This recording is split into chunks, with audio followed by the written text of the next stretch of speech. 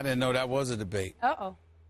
As the Cincinnati Bengals prepare for their matchup against division rival Cleveland Browns, Bengals are aware of the question at quarterback for the Browns. Head coach Marvin Lewis was asked how they would prepare for one Johnny Manziel.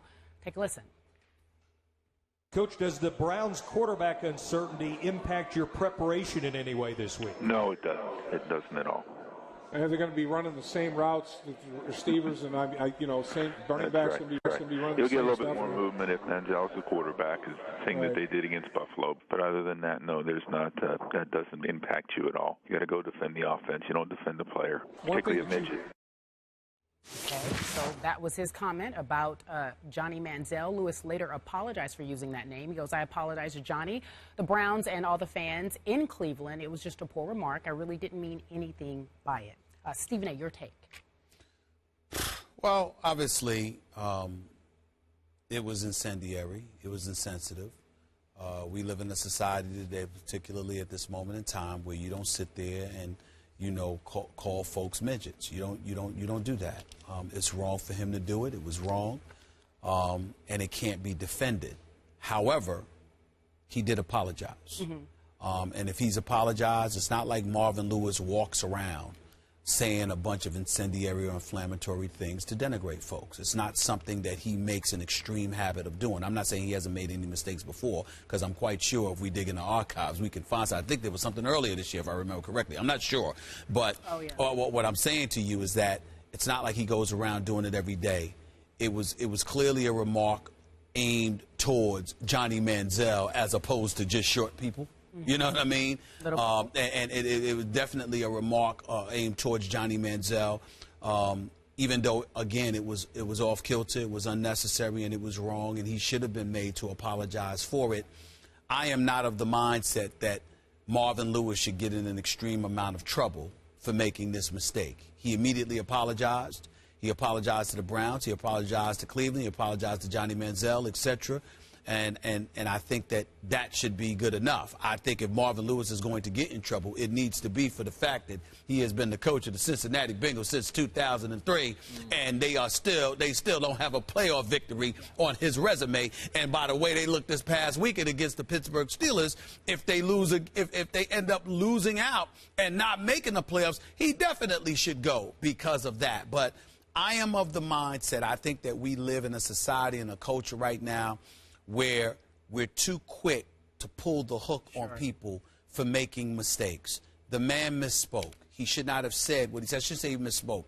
He tried to insult Johnny Manziel. It took on new life because of the word that he used to do it. That's unfortunate. He was wrong. He should have been made to apologize. If you want to fine him, all right, so be it. You want to send a message to the NFL, totally cool with that. But it's not as if, it should be a national story to the point where Marvin Lewis's job is on the line because he spewed this word. I think people need to pump their brakes on that level. What you were referring to earlier was the concussion statement. That's right, the concussion statement. The media focusing on the concussion. That is accurate. Yes. Okay, for me, Marvin Lewis's flip, dismissive, arrogant comment was wrong on so many levels. Number one, that term is offensive to many little people. I hope it's offensive to all little people, and I wish that somebody with the Bengals had advised Marvin to include the little people in his apology. Number two, just for the record, Johnny Manziel at the Combine measured 5 feet 11 inches and 3/4. So he was 1/4 of an inch short of 6 feet, which is 1 inch and 1/8 taller than the quarterback who just won the last Super Bowl, this guy named Russell Wilson, who's still playing at a very high level. In fact, playing at a higher level than he did even last year.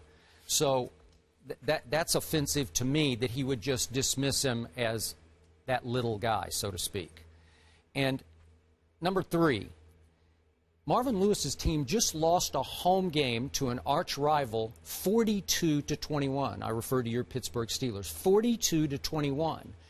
And how smart was it to refuel the fire of another division rival whose town he now has to go visit? And that division rival, the Cleveland Browns, back on November the 6th, not too long ago, came to Cincinnati on a Thursday night and beat Marvin Lewis's team at home 24-3.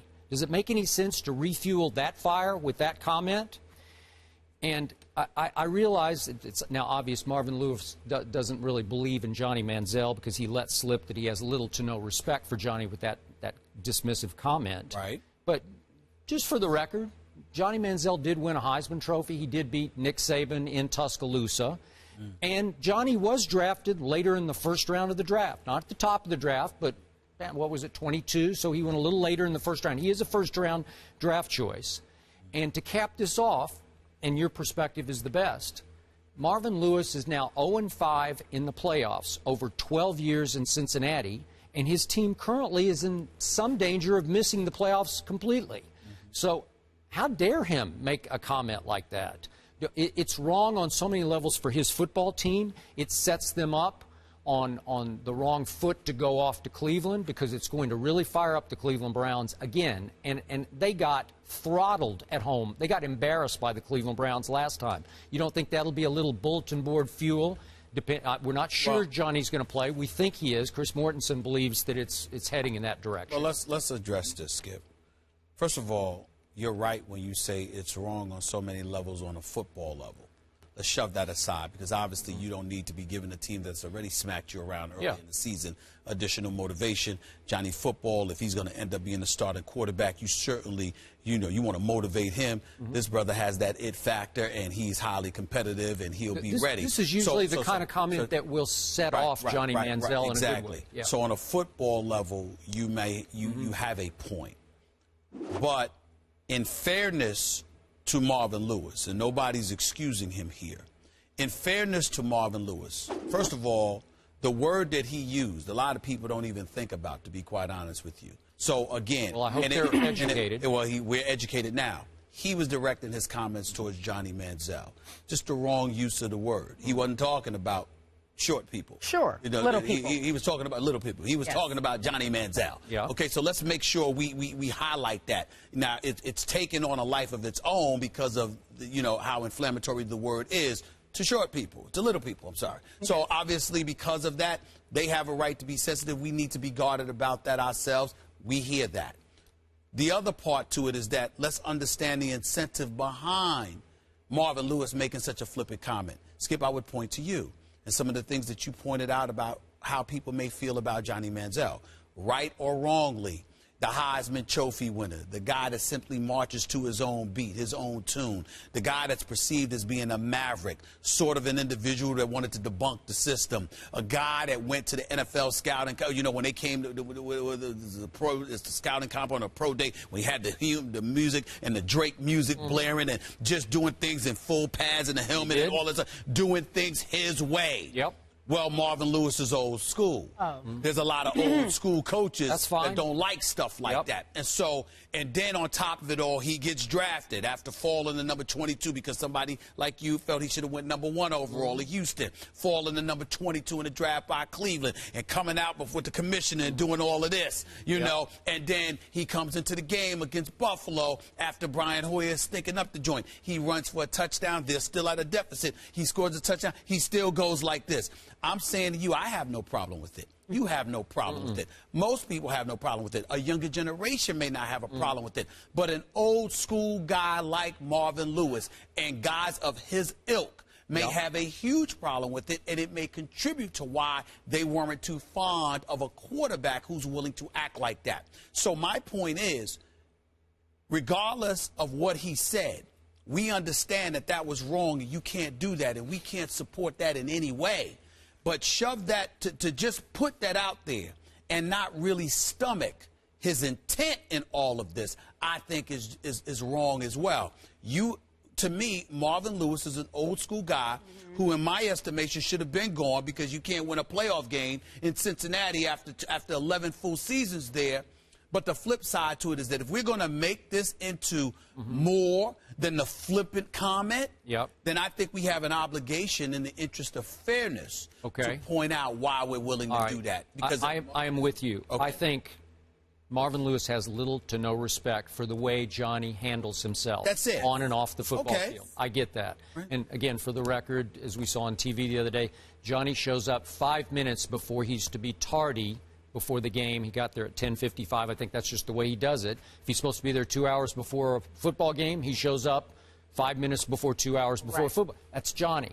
Okay, but my retort to you about being old school, most old school, if not all old school coaches, would have never made such a negative comment about an opposing quarterback going into a game that you almost have to win 14 games into an NFL season when you're in trouble. You just lost at home? I don't know. No.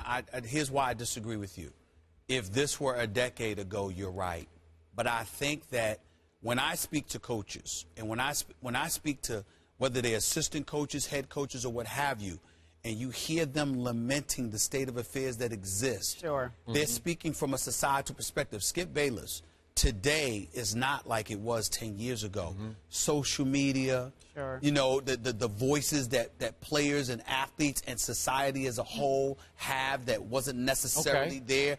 I mean, you've got a lot of old school cats. I'm not going to lie. I mean, we don't bring this up much, but I watch Sunday NFL Countdown every week. Some things I like, some things I don't. But when I'm talking about when it comes to specifically Coach Mike Ditka. But when I look at him, you know what I see? I see an old school cat that really likes old school and is really taken aback. This is just my personal observation, that is really taken aback by what he sees from today's generation of folks. And I got to admit to you, half the time I agree with him. Half the time I don't. But what I see is old school. And I don't think you can ignore but remember, that. when Mike Ditka was a head football coach of the Chicago Bears and New Orleans Saints, you had no idea what might come out of his mouth. He's liable to say anything about anybody at any moment. Yeah, but when I look at a Trent Dilfer, I look at a Steve Young, or even, I got news for you, Skip, even as I look at you, and you're as open-minded as they come. There are modifications that have taken place over the years because of how we've seen our society evolve. When I look at a guy like Marvin Lewis, to me, he's emblematic of somebody who really laments how far things have gone. Yeah. And he looks at a Johnny Manziel, and not just as an individual, but as a walking embodiment of an era we're going into that we should all feel uncomfortable with as football coaches when it comes to our quarterback. It could be Colin Kaepernick on the West Coast, and you see how he handles certain situations. I think that Colin Kaepernick has to adapt better. I think he's a great guy. I think he's a high-end competitor. I think he's accomplished a great deal. I think too much is being made of his performance and not enough made of the performance of people around him. But there is no denying that he could handle himself considerably better. But we look at the society that we're living in, and we sort of understand why he is the way that he is. Okay, just for the record, we're reading a whole lot into a one-line comment. Yeah. Well, I'm not sure. It could just be a football comment. He just may not think he can play in the National Football League as a starting quarterback. I think that if you're going to sit there and say that Marvin Lewis was just dismissive and he denigrated him and just insulted him and all of that other stuff, I've been watching Marvin Lewis coach for 11 years. I didn't hear him do that about anybody else. Why would he feel the need to do that about Johnny Manziel? I don't think that we're making a whole lot of it because it comes from somewhere. He's too little to make it in the National Football really League. Think that? I do. See, I don't but think again, that. I'm guessing. Listen, I do think it's a flippant, dismissive comment. Marvin Lewis has been around long enough to know that somebody Johnny Manziel's size has produced in the past and could produce again. Well, one just won the Super Bowl. It's not just about his size. You talk about what Marvin Lewis feels or what he thinks is missing. That concussion issue was about back in the day. We said there was no concussion protocol. We didn't have to go through this back in the day. That was the comments he made that got him in somewhat trouble. Why did it get him in trouble? Because he's thinking about what's going on today. And how you deal with it. Do y'all know? That's what I'm saying. That's who he is, it appears. On that same press conference call, he said that they are preparing for Brian Hoyer to start. However, is it time for Johnny Manziel to start? We'll get to that at the top of the hour. You don't want to miss it. But coming up next,